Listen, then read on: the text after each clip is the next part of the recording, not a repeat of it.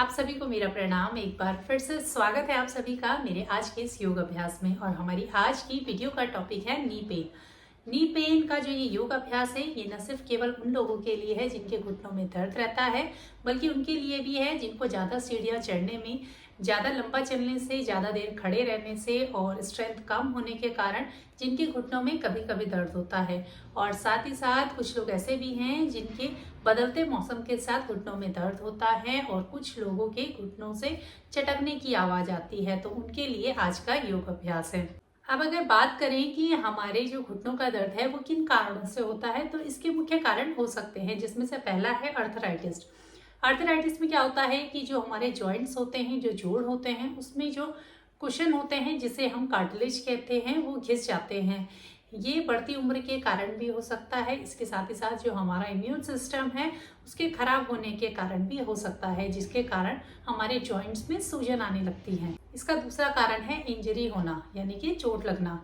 कई बार खेलने कूदने से या फिर किसी प्रकार का कोई एक्सीडेंट होने से जो हमारा लिगामेंट होता है वो फट जाता है, जिसके कारण हमारे घुटनों में दर्द होना शुरू हो जाता है। तीसरा आता है ओवर यूज, यानी कि ज्यादा दबाव पड़ना। ज्यादा चलने से, ज्यादा सीढ़ियां चढ़ने से या फिर कोई भारी सामान उठाने से हमारे घुटनों में जोर पड़ता है, जिसके कारण भी घुटनों में दर्द होता है। चौथा है ओबेसिटी, यानी कि वजन का ज्यादा होना। अगर हमारे शरीर का वजन ज्यादा होता है तो उससे क्या होता है कि हमारा पूरा बॉडी वेट हमारे घुटनों पे आता है, जिसके कारण हमारे घुटनों पे दबाव आने लगता है। इससे क्या होता है कि हमारे घुटनों का दर्द बढ़ने लगता है। चौथा आता है ओबेसिटी, यानी कि वजन का बढ़ना। अगर हमारे शरीर का वजन ज्यादा होगा तो उससे क्या होता है कि हमारे घुटनों में दबाव आने लगता है, जिसके कारण हमारे घुटनों में दर्द होने लगता है। पांचवा है कैल्शियम या विटामिन डी की कमी होने के कारण। हमारे शरीर में कैल्शियम और विटामिन डी की कमी होने के कारण हमारी हड्डियां कमजोर होने लगती है, जिससे कि दर्द और थकान महसूस होती है। और छठा है गठिया। हमारे शरीर में यूरिक एसिड बढ़ने से हमारे घुटनों में सूजन आने लगती है, जिससे कि जलन होती है और इसके साथ ही साथ बहुत तेज दर्द भी होता है। अगर हम बात करें कि हमारे घुटनों में दर्द किन कारणों से होता है, तो हमारे घुटनों में ज़्यादा देर चलने से, ज़्यादा सीढ़ियाँ चढ़ने से, ज़्यादा दौड़ने से हमारे घुटने के आसपास, यानी कि आगे की तरफ से या फिर साइड से या तो पीछे की तरफ से सूजन आने लगती है, जिससे कि दर्द होने लगता है। तीसरा आता है जकड़न। इसमें क्या होता है कि पैर को मोड़ने में, पैर को सीधा करने में बहुत कठिनाई होती है। साथ ही साथ जब हम काफ़ी देर तक बैठे रहते हैं तो हमें उठने में काफ़ी परेशानी होती है, हमारे पैर पर बहुत ज़्यादा खिंचाव महसूस होता है। चौथा आता है कमजोरी या फिर ढीलापन। हमें जब हमारे पैरों में कमजोरी आती है तो हमें अपने पैरों में बहुत भारीपन महसूस होता है।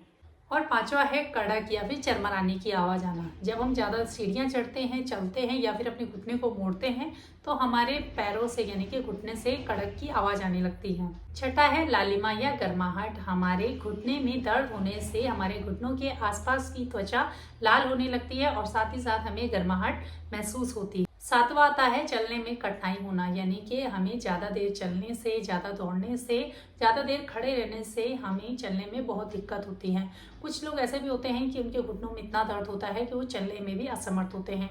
तो अगर इन सब कारणों में अगर आपको कोई भी कारण बहुत गंभीर लगता है तो आपको सबसे पहले अपने डॉक्टर से राय जरूर लेनी चाहिए। तो अब हम कुछ ऐसे योग अभ्यास करेंगे जो हमें नी पेन से राहत दिलाने में मदद करेगा।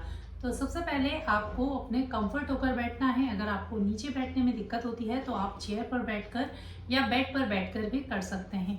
उसके लिए आपको क्या करना है, इस तरह से सामने की तरफ सीधा करते हुए दोनों पैरों को सीधा करेंगे, एक पैर को बेंड करते हुए और अपने फिंगर को अंदर की तरफ से अपने थाई के नीचे से ले जाते हुए लॉक करते हुए थाई को होल्ड करते हुए धीरे से सांस भरते हुए पैर को पूरा ऊपर, आप जितना चाहें उतना ऊपर, जितना आप ले जा सकते हैं उतना पैर को सीधा करने की कोशिश करेंगे। वापस से धीरे से बेंड करते हुए सांस भरते हुए धीरे से ऊपर, सांस छोड़ते हुए धीरे से नीचे। वापस से इसी तरह से पैर को धीरे धीरे ऊपर, सांस छोड़ते हुए धीरे से नीचे, धीरे से ऊपर और धीरे से नीचे। इसी तरह से आपको दूसरे पैर से भी करना है। आप चेयर पर बैठकर भी कर सकते हैं, बेड के ऊपर बैठकर भी कर सकते हैं। जहां आपको कंफर्ट हो आप वहां पर बैठकर इस तरह से धीरे धीरे अपने पैरों को सीधा करते हुए, धीरे धीरे पैरों को बेंड करते हुए इसी तरह से धीरे से नीचे। इसके बाद आपको क्या करना है, वापस से पैर को बेंड करते हुए उसी तरह से फिंगर को लॉक करते हुए पैर को होल्ड करते हुए धीरे धीरे इस तरह से अपने पैर को रोटेट करते हुए घुमाएंगे अपने पैर को, नी जॉइंट को आपको इस तरह से धीरे धीरे महसूस करते हुए पैर को इसी तरह से घुमाते हुए क्लॉकवाइज और फिर धीरे धीरे एंटी क्लॉकवाइज आपको इसको इस तरह से घुमाते रहना है।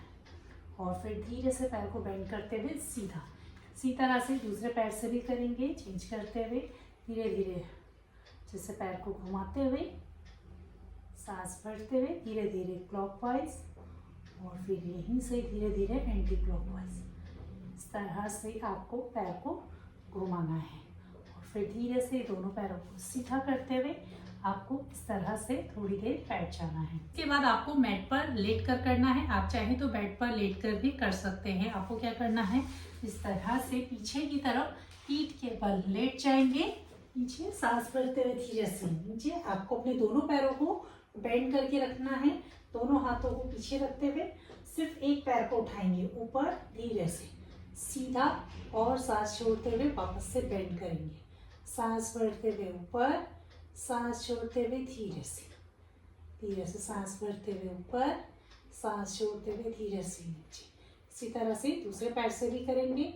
आप चाहे तो बेड पर भी कर सकते हैं।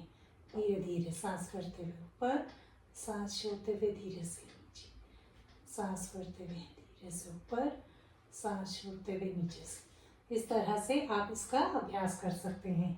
इसके अलावा वापस से इसी तरह से जैसे हमने पहले किया था, अपने पैरों को इस तरह से आप होल्ड करके और फिर धीरे से ऊपर की तरफ। अगर आपको लगता है कि आपको इस तरह से जो हमने पहले एक्सरसाइज करी थी उससे आपके पैरों पे ज़्यादा जोर आ रहा है, तो आप फिंगर को लॉक करते हुए थाई के नीचे से रखते हुए और फिर यहाँ से धीरे धीरे इस तरह से पैर को सीधा करते हुए धीरे से बेंड। कोशिश करेंगे पैर को बिल्कुल सीधा करने की और धीरे से बेंड।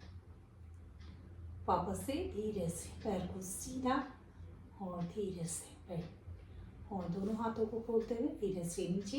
इसी तरह से दूसरे पैर से भी सीधा करते हुए और धीरे से वापस से सीधा, सांस छोड़ते हुए नीचे, धीरे से ऊपर और धीरे से सांस छोड़ते हुए नीचे की तरफ। दोनों पैरों को यहाँ पर थोड़ी देर इस तरह से बेंड करते हुए थोड़ी देर यहाँ पर रुक जाएंगे। तो ये तो थे कुछ योग अभ्यास जिसे करके आप अपने नी पेन को आराम दे सकते हैं। इसके साथ ही साथ अगर आपको लगता है कि आपके पैरों में बहुत ज़्यादा जकड़न है, सूजन है, तो उसके लिए आपको क्या करना है, हल्का सा तेल यानी कि जो सरसों का तेल होता है उसे गर्म करके अपने पैरों में अच्छे से मसाज करेंगे।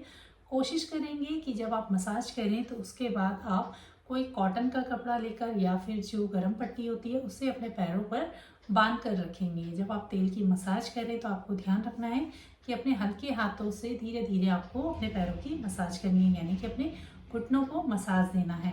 आप इसको डेली रात को भी अपने पैरों को यानी कि घुटनों को मसाज दे सकते हैं। तो आज की वीडियो में इतना ही। वीडियो पसंद आए तो प्लीज़ चैनल को सब्सक्राइब, वीडियो को लाइक जरूर कीजिएगा। फिर मिलते हैं किसी नई वीडियो में नए टॉपिक के साथ। तब तक के लिए आप सभी को मेरा प्रणाम।